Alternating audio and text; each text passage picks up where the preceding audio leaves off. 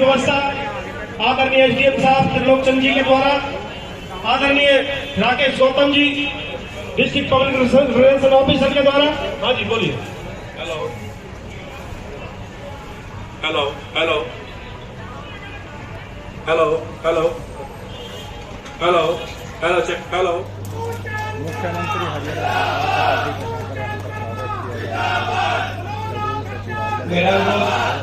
माननीय केंद्रीय राज्य मंत्री श्री कृष्ण पाल जी का भी स्वागत करें। माननीय मुख्यमंत्री श्री भूषण सरकार से मेरा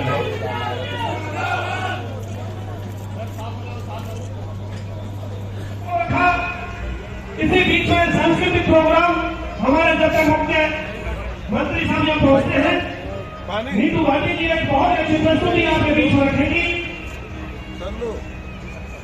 सीएम साहब आज बड़ी सौगात थी फरीदाबाद को, और आज एक मिनट भाई साहब कर लो आराम से कर लो भाई, 1 मिनट सवाल हो जाने दो पहले। मुख्यमंत्री जी आज यहाँ बल्लभगढ़ में 3 परियोजनाएं जिनका उद्घाटन किया है, जनता को समर्पित किए हैं। उसमें एक लघु सचिवालय, सब डिविजनल लेवल का लघु सचिवालय है। ऐसे ही एक महिला कॉलेज श्रीमती सुषमा स्वराज जी के नाम से इस कॉलेज को बनाया गया है, और एक रानी की छतरी, उसका भी सौंदर्यकरण कहें, उसका एक प्रकार से रेनोवेशन कहें, जीर्णोद्धार कहें। तो ऐसे कुल 22 करोड़ की ये तीनों परियोजनाएं जिसका उद्घाटन किया है, बल्लभगढ़ जनता को समर्पित किया है। मैं आपके माध्यम से उनको बधाई देता हूं। और इसी के साथ खुशखबरी आई है, इसी के साथ पूर्वोत्तर के 3 राज्य जिनके चुनाव परिणाम प्राय पूर्ण हो चुके हैं, आ चुके हैं, जिसमें त्रिपुरा और मेघालय, इसमें स्पष्ट बहुमत आया है। और नागालैंड में भी एक प्रकार से कांग्रेस साफ हो गई है, और निश्चित रूप से वहाँ का जो शासन बनेगा उसमें भागीदारी भारतीय जनता पार्टी की भी होगी, क्योंकि बहुमत जो है वो कांग्रेस के विरुद्ध आया है।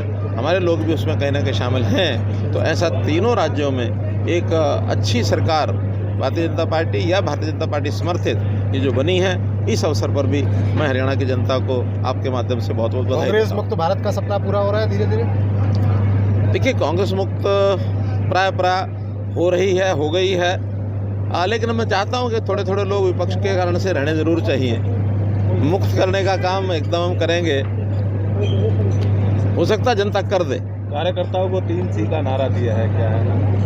3C मैंने बताया कि करप्शन फ्री, क्राइम फ्री और कास्ट बेस्ड पॉलिटिक्स फ्री।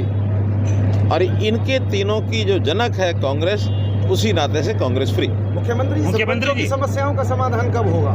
सरपंचों की जो समस्या है या फिर उनके हैं, वो सुझाव दे रहे हैं कि उनके बजट को बढ़ाया जाए, ई टेंडरिंग को, वो समाधान कब होगा? देखिए, पहली बात तो यह है कि मुझे उनसे पहले समझना है कि ई टेंडरिंग में खराब क्या है, गलत क्या है। अगर कोई चीज़ गलत है, खराब है, उसको निश्चित रूप से हम बदलेंगे, लेकिन अगर खराब कुछ नहीं है तो फिर उसको लागू रखेंगे। मुझे जो अंतर समझ में आता वो यही है, अभी तक तो चलता था सरपंचों का राज, अब चलेगा पंचायतों का राज।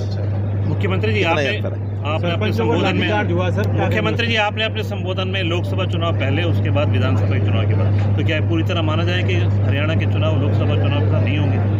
देखिए, मैंने नहीं कहा है कि कोई साथ होंगे। जो एक टाइम पीरियड है, वो टाइम पीरियड के हिसाब से जो क्रम है वो यही है, क्योंकि नगर निगम की तो पूरा ही हो चुका है समय, और अभी सबसे पहले लोकसभा का मई 2024 को समय पूरा होगा, और ऐसे ही विधानसभा का अक्टूबर 2024 में समय पूरा होगा। तो पूरा समय होने के बाद चुनाव अपेक्षित होते हैं। इसके बाद भी यदि कोई निर्णय यानी चुनाव आयोग करता है तो उनको मान्य है, क्योंकि ये बात ठीक है कि प्रधानमंत्री जी ने ज़रूर एक इच्छा व्यक्त की हुई है कि देश में एक साथ चुनाव होने चाहिए, लेकिन वो इतना लंबा प्रोसेस है, बड़ा विषय है, सब सहमति से, और जब तक लोकसभा उसको पारित नहीं करती है तब तक शायद अपने आप तो चुनाव आयोग नहीं करेगा, लेकिन उसमें कोई ऐसा अवसर बन जाए, कोई विषय उस समय आएगा। अभी समय बहुत है, अभी तो इस विषय को लगभग 1.5 साल बाकी है, तो आज उस बारे में तो इतना ही कहा जाएगा कि समय पर चुनाव। यूपी में बाबा लोकसभा का चुनाव भी गिनवाया, विधानसभा का चुनाव भी गिनवाया, पर ये पार्षद बड़े बहुत दिनों से इंतजार कर रहे हैं, निगम का चुनाव कब होगा? नहीं, मैंने बता दिया ना, सबसे पहले तो वही होगा।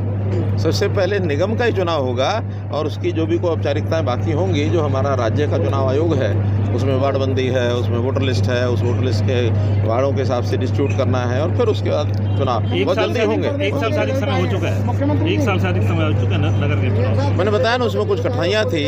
उसमें एक तो रिजर्वेशन की कठिनाई थी, रिजर्वेशन का सिस्टम पूरा हो गया है। उसमें कई जो BC-A का रिजर्वेशन था, उसमें महिलाओं का रिजर्वेशन, कई ऐसे विषय थे जिनको अब धीरे धीरे पूरा करके, और हमारी ओर से, सरकार की ओर से कोई विषय बाकी नहीं है। चुनाव आयोग जब चाहे तब अपराधियों की खबर तोड़ने का जो काम किया है मुख्यमंत्री जी, कांग्रेस कहती है बीजेपी फ्री होगा 2024। नहीं, कहना का तो सबको कुछ भी कहें, जो प्रत्यक्ष हो रहा है दिखता तो वो है, जो दिखता है वो बिकता है, जो दिख रहा है वो सड़क और सीवर की समस्या सर यहाँ पे फरीदाबाद के अंदर जो चीज़ें हैं एक एक सारी ठीक हो रही हैं, चाहे वो सड़कें हैं, चाहे सीवरेज है, ये लगातार चलने वाले काम हैं। हर काम कोई एक ही समय में सारे इकट्ठे होंगे ऐसा नहीं है। सीवरेज का काम जब होना तो सीवरेज का होगा। बरसात के दिनों में आपको पता है कि सड़कों के काम उस समय हाथ नहीं लगते हैं। कभी भी सड़कों का काम हमेशा फरवरी में शुरू होता है, फरवरी से पहले बरसात के बाद होता नहीं। परिवर्तन यात्रा चल रही है, क्या कहेंगे जिस तरीके से अभय चौटाला चल रही है परिवर्तन यात्रा? यात्राएं चलाने के लिए अच्छा है, एक वातावरण बनता है, वो भी अपना बना रहे हैं। आप में से कोई चाहे तो आप भी करें, जो भी करता है हमने पिछली बार किया। यात्रा का कोई फर्क नहीं पड़ता है। यात्रा में तो लोग जो हैं कुछ तो केवल देखने वाले तमाशबीन होते हैं। एक यात्रा पीछे भी निकली थी, उसका भी क्या हुआ है आपको पता है। बहुत बहुत धन्यवाद। अच्छा, मैं और शाम को उसके बाद कोई बाइट नहीं करूँगा। कौन सा? हाँ, ठीक है।